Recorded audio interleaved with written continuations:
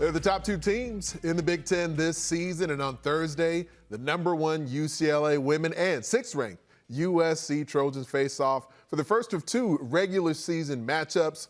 The Bruins haven't lost a game yet this season in dominant fashion, while the Trojans, who will host Thursday night at the Galen Center, have lost only twice.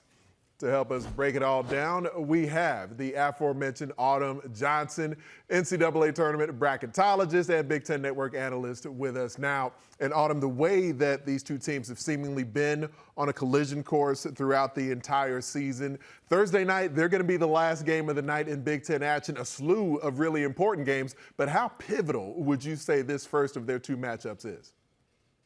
This series is huge, especially game one. I mean, when you look at both teams, UCLA has a deep roster. They have elite defense. They have multiple scoring weapons, the reason why they're undefeated. However, USC can say the same despite the record, but they're both in the top two when you look at scoring, defense, and rebounding in the conference. Both teams check off all the boxes. They have the full package.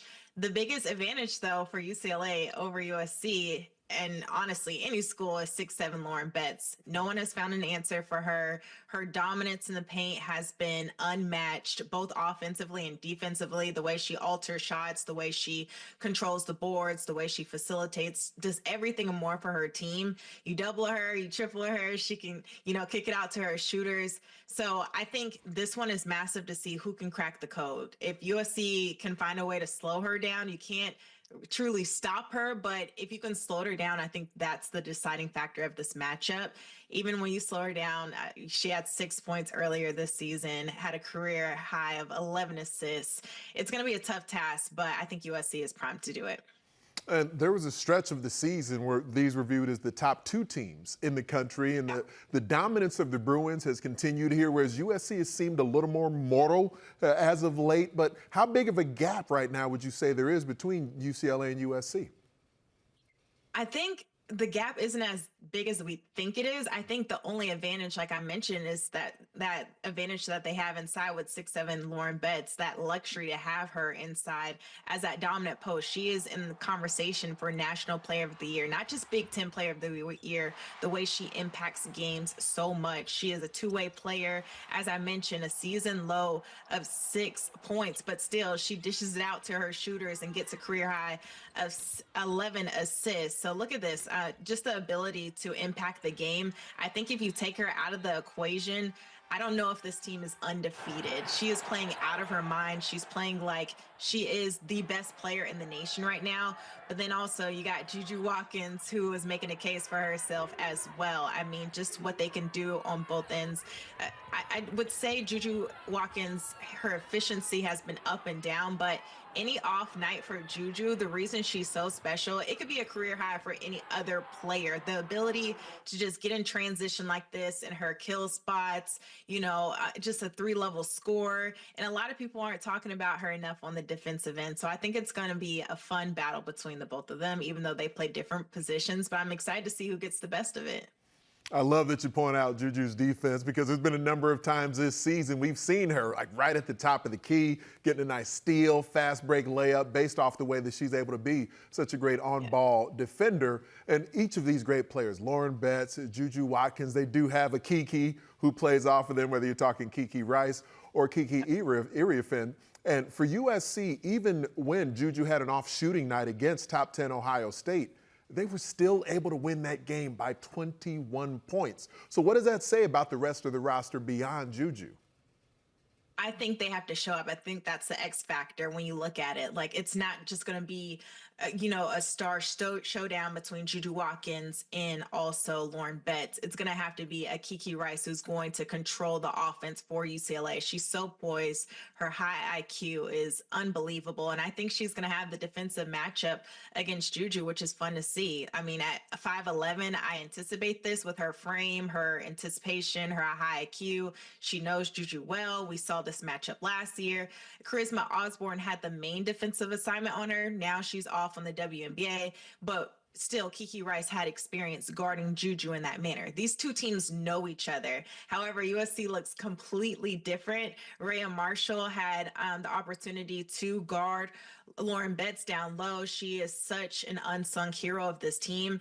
And now I think she has a good 1-2 punch with Kiki Finn. It comes down to those two to see if they can neutralize her. And another player that a lot of people aren't talking about enough is Kennedy Smith. I think what she can do defensively as a freshman, a two-way player, she's going to have her hands full trying to slow down Kiki Rice, in my opinion. I think that's going to be the matchup. She always has the toughest defensive assignment. She's going to have to put pressure on her right away because not only is she dishing off to her shooter, she's finding her buckets as well, getting that Euro step downhill. She's so dangerous off the dribble, off the pass, you name it. But I think when it comes down to it, the depth, the bench, all has to show up. You're referencing some of the individual player awards that both Betts and Watkins are in the conversation for. Is there either one of them that you give the edge to right now for Big Ten Player of the Year? And knowing that there's still a lot of ball left to play, does this matchup Thursday night end up giving either one of them the edge depending on how it goes? Putting me on the hot seat. Okay. I think it does. I like to look at head to head. I mean, obviously, again, they play two different positions, but both impact their teams in so many different ways. They're both top two scorers in the Big Ten. They're both two-way players. And for the Big Ten Player of the Year conversation alone, I would say, you got to give respect to who gets the best of this matchup. So let's just say if UCLA gets the best of both of them because they've played them twice and Lauren Betts plays out of her mind. And the reason, they remain that undefeated team, I think you got to give Lauren Betts that respect. Now, if USC wins both and you knock out the number one team in the country and it's at the hands of Juju Watkins, I don't think you can deny that. So talent across the board in the Big Ten. The reason we're having this conversation just speaks to the depth in the conference. And the basketball world, it feels like, will have their eyes glued to this one on Thursday night. When you sort of, take a wider look at how this matchup ends up impacting the brackets, how do you see this end up playing out just from an overall NCAA tournament seeding perspective? Yeah, so UCLA, they need to come out of both of these matchups in this series clean because this is why they are holding that number one overall seed, not just a 1 seed, but holding that number one overall spot, the same spot South Carolina held last year. And that was their best win of the season. None other bigger than that. They have 6 ranked wins overall, 23 straight wins, the lone undefeated team. And USC in a different conversation. They were once a 1 seed, but I really think that unranked loss to Iowa hurt them, and they were already vulnerable in that one spot.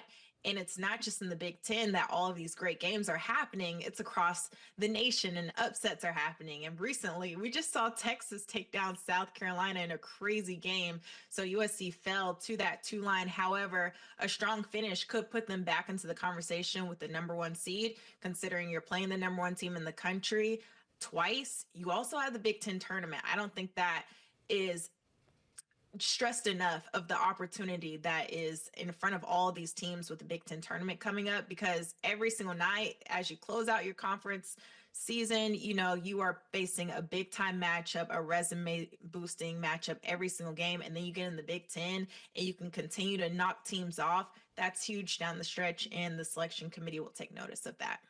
And that's part of the message that a lot of these coaches throughout the conference communicating to their teams right now. Every challenge that's here because of the depth of the Big Ten is an opportunity for tournament seeding. Autumn Johnson, outstanding stuff. Thanks a lot.